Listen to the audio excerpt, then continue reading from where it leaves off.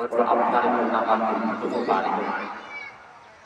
মৃত্যু এমন একটা নিকটে বোধ থেকে বাণী হলে আপনি আমার মনের মধ্যে সুস্থ অবস্থায় হয়ে যাবেন, সেটা গ্যারান্টি দিতে পারবেন। আপনি বিছানার মধ্যে ঘুমানোর পরে আপনি বিছানার থেকে আবার জাগ্রত হবে, এটা আপনি বিশ্বাস করতে পারবেন না। এজন্য যে মৃত্যুর পূর্বে আপনি আমার জন্য মনে জীবনে কাজগুলো বাকি রয়েছে, যে মানুষের মৃত্যুর সময় মানুষকে আল্লাহ রাব্বুল আলামিন যে আল্লাহর হুকুমের সামনে মানুষকে জানিয়ে দিলেন, মানুষের আলামত বুঝতে পারে যে তার মৃত্যু ঘটেছে। কিভাবে? যে মাঝে মধ্যে আমরা জীবনে মানুষ অসুস্থ হয়, অসুস্থ হয় না, অসুস্থ হলে কিন্তু মানুষ যদি অসুস্থ হয় তখন আমরা মারা পর্যন্ত তার জন্য দোয়া করি যে আল্লাহ তাকে ইচ্ছা দান করে। আবার দেখা যায় হঠাৎ করে আশ্চর্যজনকভাবে গাড়ি অ্যাক্সিডেন্টের মাধ্যমে মানুষ মারা গেছে। মনে করেন যে কাবুলগাঁও গ্রামের একজন ভালো একজন মুরব্বী হঠাৎ করে গাড়ি অ্যাক্সিডেন্ট করে মারা গেছে। আমরা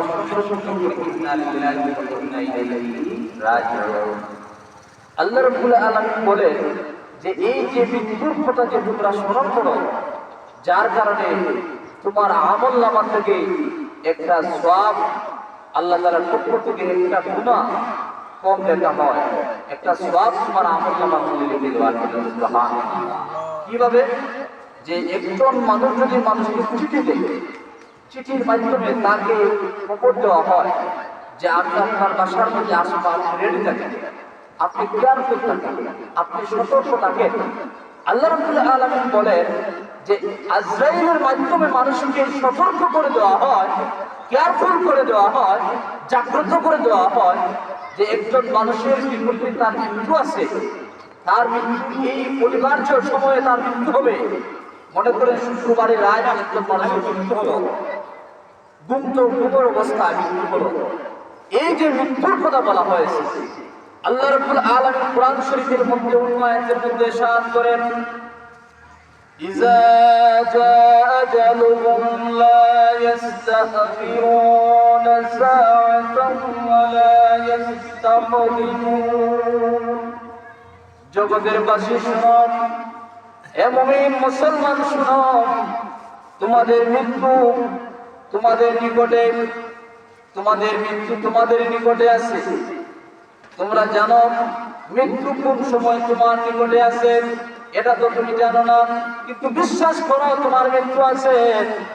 আল্লাহ রাব্বুল আলামিন মালাকুল মউতকে যখন আজরাইল আলাইহিস সালামকে যখন হুকুম করেন, অর্ডার করেন, ও আমার মালাকুল মউত আজরাইল, অমুক গ্রামের অমুক ব্যক্তি তার মার সামনের মধ্যে থাকবে, বাবার সামনের মধ্যে থাকবে, তার ছেলে সন্তান সামনের মধ্যে থাকবে, তার রূপটা বাইর করে নিয়ে আসো। হযরত আজরাইল আলাইহিস সালাম ওই ব্যক্তির নিকটের মধ্যে আসে, আসার পরে আল্লাহর বান্দা ওই আজরাইলকে দেখে, কিন্তু পাড়া প্রতিবেশী কোনো মানুষ ওই আজরাইলকে দেখতে পারে না।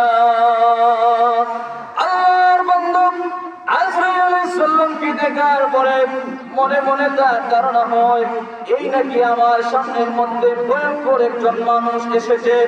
এত বড় মানুষ আমার জীবনে কোনোদিন দেখি নাই, এত বড় বড় চোখ আমার জীবনে কোনো দেখি নাই, এত মাথার মধ্যে এতটা বড় মানুষ, এত লম্বা লম্বা চুল আমি জীবনে এরকম কোন মানুষ দেখি নাই। আল্লাহর বান্দা মনে মনে ভয় পাইয়া মাকে বলে, মা গো আমাকে জড়াইয়া ধরো, বাবাকে বলে বাবা আমাকে জড়াইয়া ধরো, তার স্ত্রীকে বলে স্ত্রী আমাকে জড়াইয়া ধরো। আমার মনে হয় আমি আর পৃথিবী বাঁচব না তোমাদের নিকটে, আমার মনে হয় এই মুহূর্তে নাকি আমার মৃত্যু হয়ে যাবে। আল্লাহর বান্দা মনে মনে এই কথা বলার পরে চিৎকার দিয়ে তার প্রতিবেশী প্রতিবেশী দিয়ে বলে আমি বাঁচবো না, আমাকে ক্ষমা করে দাও, আমি মারা যাব, কিন্তু আমাকে তোমরা ক্ষমা করে যাও, আমাকে তোমরা ক্ষমা করে দিও। শেষ করার মতো একটা ওসিয়ত করে যায়, আমি যদি কোনো মানুষের সাথে কোনো ধরনের খারাপ আচরণ করে থাকি, ও প্রতিবেশী শোনো, ও আমার বাচ্চা কাচ্চা, আমার পরিবার পরিজন শোনো, আমার যদি মৃত্যু হয়ে যায়, আমার মুখের জবান দ্বারা যদি তোমাদেরকে কোনো কষ্ট দিয়ে থাকি রে, আমাকে শেষ বেলার মতো ক্ষমা করে দিও।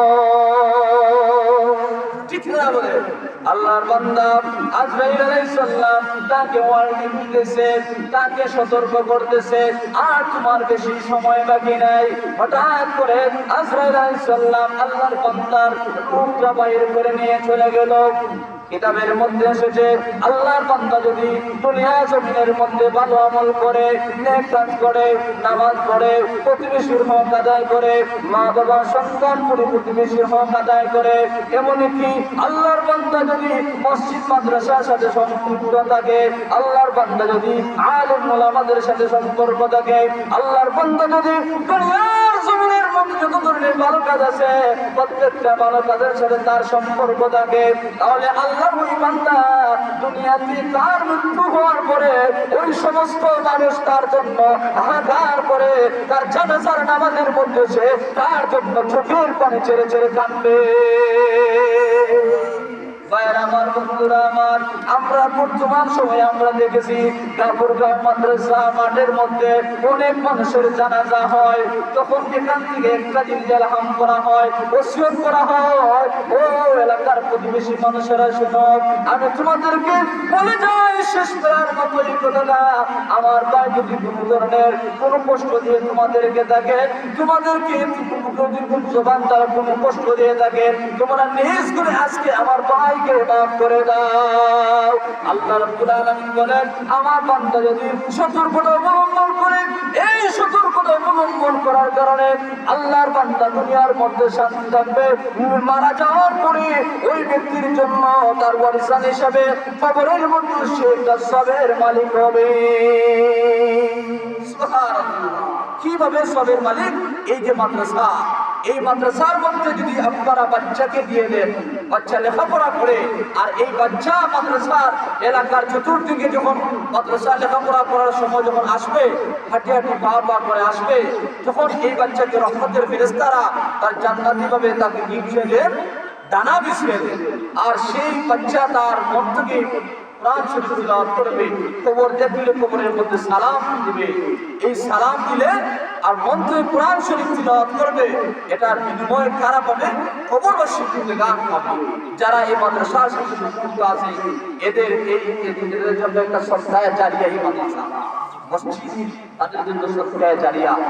আল্লাহ রাব্বুল আলামিন আপনাকে আমাকে সময় থাকার কারণে কিছু বলতে পারি নাই।